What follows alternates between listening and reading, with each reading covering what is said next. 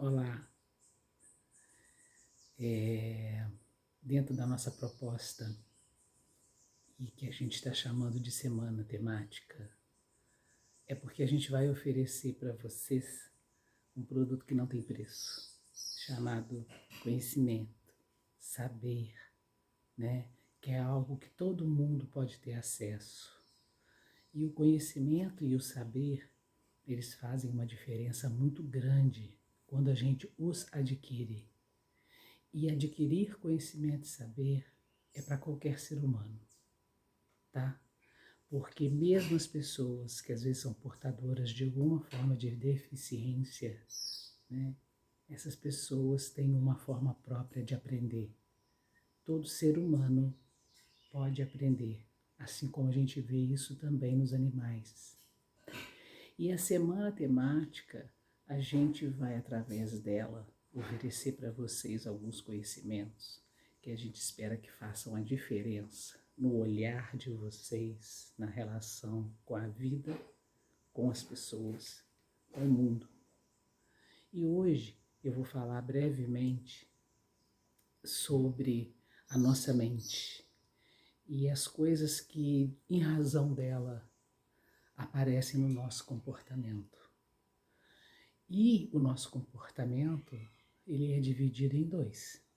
Ele é dividido num comportamento saudável e comportamento não saudável, né? E dentro do comportamento não saudável, a gente encontra as coisas que não são boas, né? As coisas que danificam, que prejudicam, que manipulam, que fazem com que o ser humano tenha atitudes que não concorram para o bem-estar.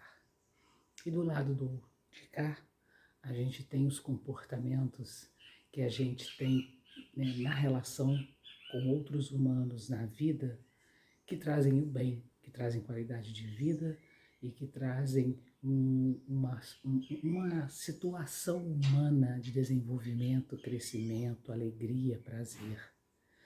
E a gente acredita que o prazer, por exemplo, ele está do lado de fora, é alguma coisa de fora que vai nos proporcionar.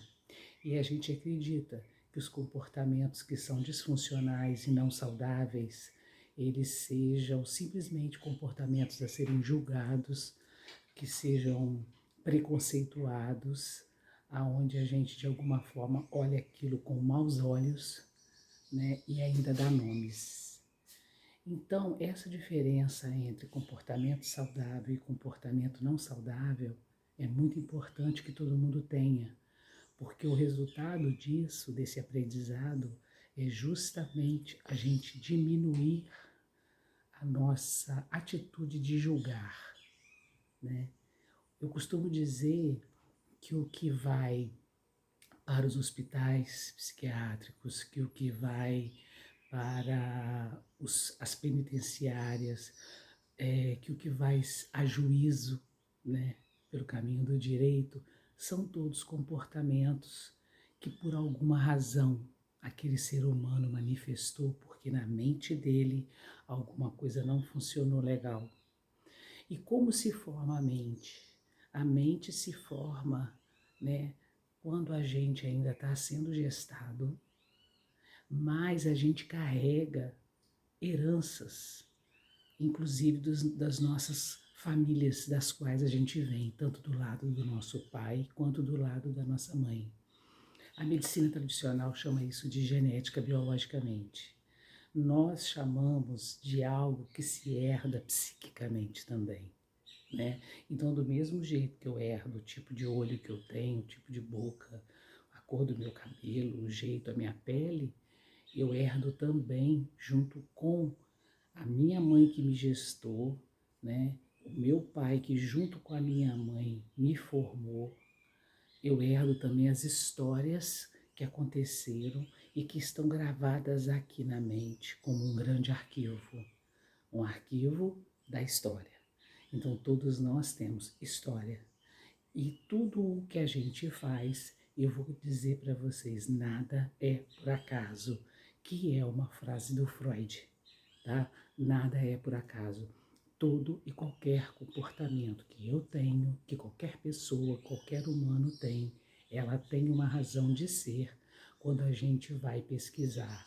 Esse é o grande ganho, né, que a psicologia traz, a psiquiatria também, né, mas a psicologia, ela se foca em compreender o comportamento, que é uma coisa até muito difícil, não é uma coisa simples. Então hoje, para começar a nossa semana, eu vou começar deixando esse saber com vocês.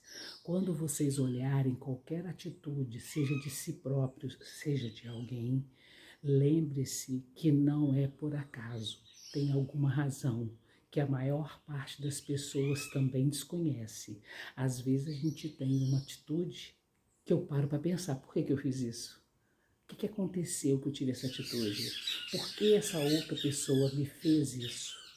Né? Então a gente passa a ter um olhar de maior benevolência. A gente pode não chegar na resposta.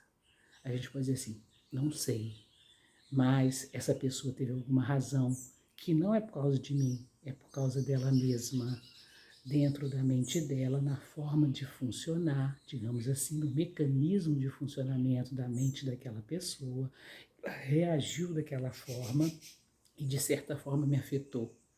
Ou ao contrário, eu tive um comportamento que de alguma forma afetou alguém e às vezes nem eu mesma sei por que que eu agi daquela forma.